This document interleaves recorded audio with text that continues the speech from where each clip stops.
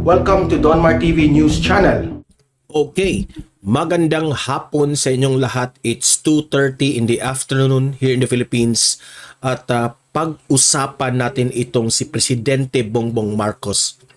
Ang kanyang reaksyon sa pagbibitiw ni Vice President Inday Sara Duterte sa Lakas CMD. Okay, yan, alamin natin yan mamaya. At reaksyon ni Presidente Bongbong Marcos dito sa pag-demote kay former President Gloria Macapagal Arroyo. Grabe guys. So nagsalita na itong si Presidente Bongbong Marcos at ipapakita ko sa inyo yung video na yan na nagsalita siya at magre-react tayo. Okay? Pero bago ang lahat, help me na i-like at i-share itong video natin sa Facebook at sa YouTube para kakalat ito sa taong bayan. Marami ang makaalam dito sa mga nangyari kay VP Sara Duterte. Okay? So sabay-sabay tayong mag-like and share sa Facebook at YouTube. 1, 2, 3, go! Okay, thank you very much. Naka-like and share na lahat. At also guys, subscribe, follow Donmar TV para lagi kayong updated sa mga balita na kagaya nito. Okay? Lagi kayong current na mga issues, meron kayong impormasyon. Okay? Sabay-sabay tayong mag-follow and subscribe sa Facebook at YouTube. 1, 2, 3, go! Thank you very much. So ito na nga, no? Ang reaksyon ng ating Pangulong Bongbong Marcos sa pagbibitiw ni Vice President Inday Sara Duterte sa partidong Lakas CMD, no? Ang tanong dito, okay, ang tanong, hindi niya ba nagustuhan ang ginawa ni Vice President Inday Sara Duterte? Yan ang malaking tanong, oh. Sasagutin natin yan mamaya. Ang pag-demote ni former President Gloria Macapagal Arroyo, ano ang masasabi ni Presidente Bongbong Marcos dito? Ipapakita rin natin yan sa video. Okay? So without further ado, ipapakita ko itong kanyang salaysay at magre-react tayo. Okay? Play the video. Kahapon nga, tinanggal bilang Senior Deputy Speaker si Pampanga Congresswoman Gloria Arroyo.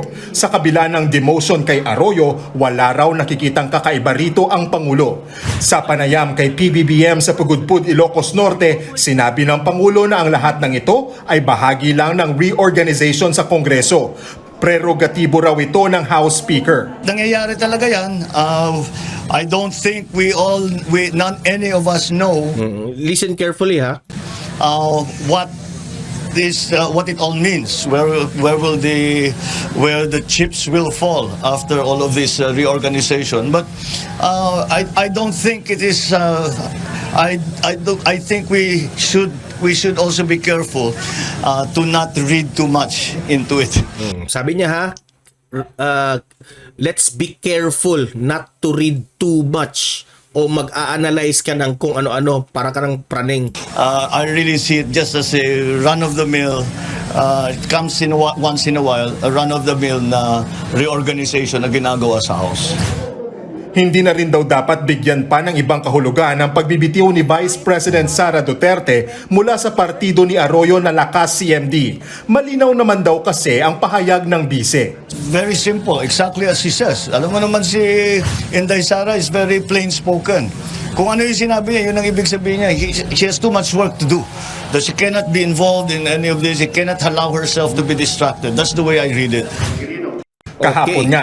So, sabi ni PBBM, si VP Sara Duterte is very busy na na-assign siya sa DepEd at itong bago lang sa NTF-ELCAC.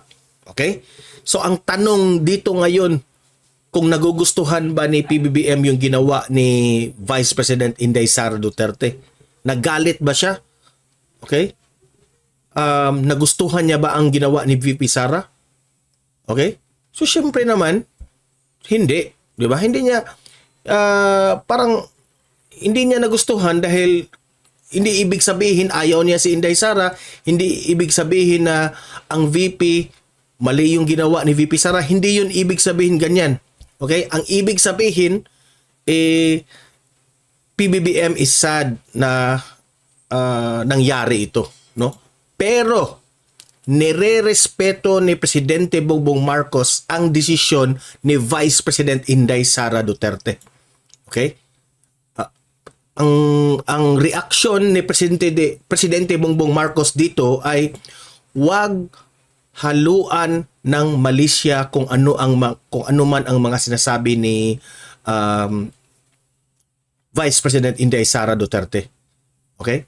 Sabi ni PBBM, tama si Inday, tama si VP Sara sa kanyang mga sinabi na let's work on the leadership sa pagserbisyo ng taong bayan. Okay? Because this is all masasabi nating politicking. Okay? So, sabi pa nga ni VP Sara, hindi siya makokontrol ng mga through kapartido o politics, ganyan. Ang kanya is, ang inuuna niya, ang priority niya is ang taong bayan, ang pagserbisyo niya. Okay? So, any of this interpretation sa iba, no? Kung ano man ang interpretasyon nila kay VP Sara sa mga sinasabi, it might be correct, it might be wrong. But sabi ni PBBM, wag nang bigyan ng kung ano-anong meaning yung mga statement ni VP Sara Duterte, no? Kung ano man ang kanyang statement, yun na yun. Yan ang ibig sabihin ni PBBM. Okay? So, sa madaling salita, walang bahid na galit, walang bahid na hindi nagustuhan ni PBBM ang ginawa ni VP Sara. Okay? Sinoportahan pa nga ni PBBM ang ginawa ni VP Sara. Okay? Kasi nakikita ko sa comment section yung post natin kahapon. Parang pinag-aaway nila yung mga itong mga dilawan, ha? Pilit pag-awayin ang mga unit team, no? Gusto nilang sirain, mabuwag itong unit team dahil alam nila na kapag mabuwag ito, sila raw yung makikinabang, itong mga dilawan, itong mga pinklawan. Okay? So, para sa akin, no, kahit this is only an example, kung itong mga loyalista at itong mga DDS at itong yung mga tunay na mga politiko from, like for example, if mag-away-away itong mga Marcos at Duterte, hindi ibig sabihin mananalo kayong mga dilawan kayo. Hindi kayo mananalo. Kung ang layunin nyo, no, nabuwagin itong Duterte at Marcos na mag-away-away para manalo kayo sa susunod na eleksyon, hindi yan mangyayari. Kahit mag-away ang Marcos at Duterte, hindi kayo mananalo. No? Basang-basa na yung mga manok nyo dyan sa mga dilaw. Itong mga taong tong Marcos at Duterte, grabe ang ginawa natin dito sa bansa.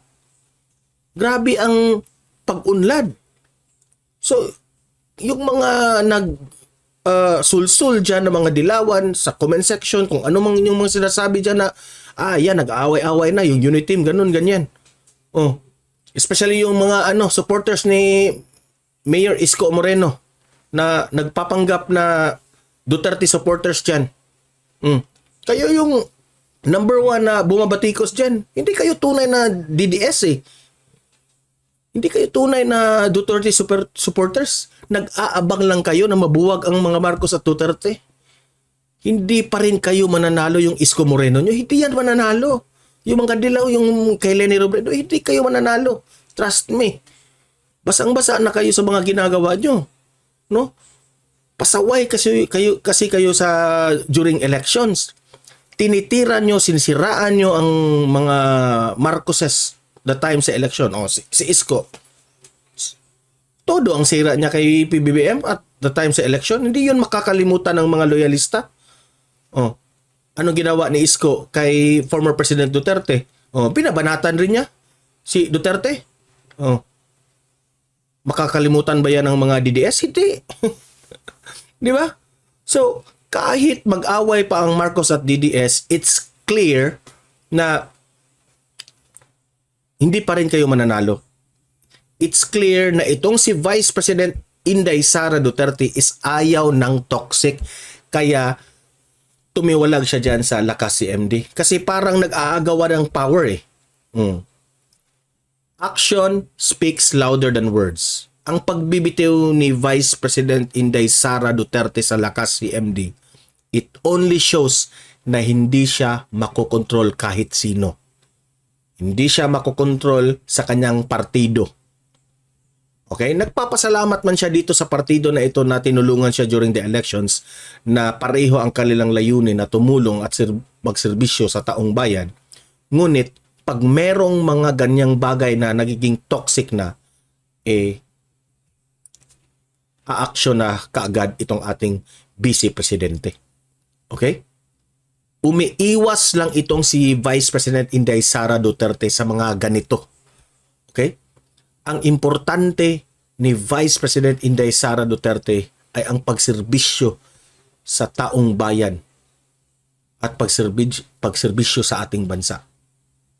At ito namang si Presidente Bongbong Marcos, alam niya lahat yan. Sinusuportahan niya itong si VP Sara dahil alam niya na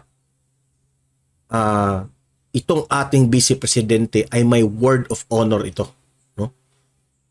Hindi ito mga pasaway na leader like PBBM. Hindi yan pumapatol sa mga ganyang mga toxic. Hindi yan pumapatol sa mga marites dyan. Okay?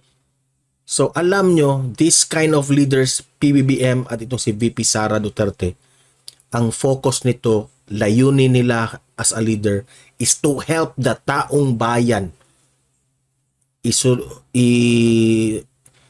Tatak nyo yan sa isipan nyo mga dilawan at yung mga Esko Moreno na mga supporters dyan.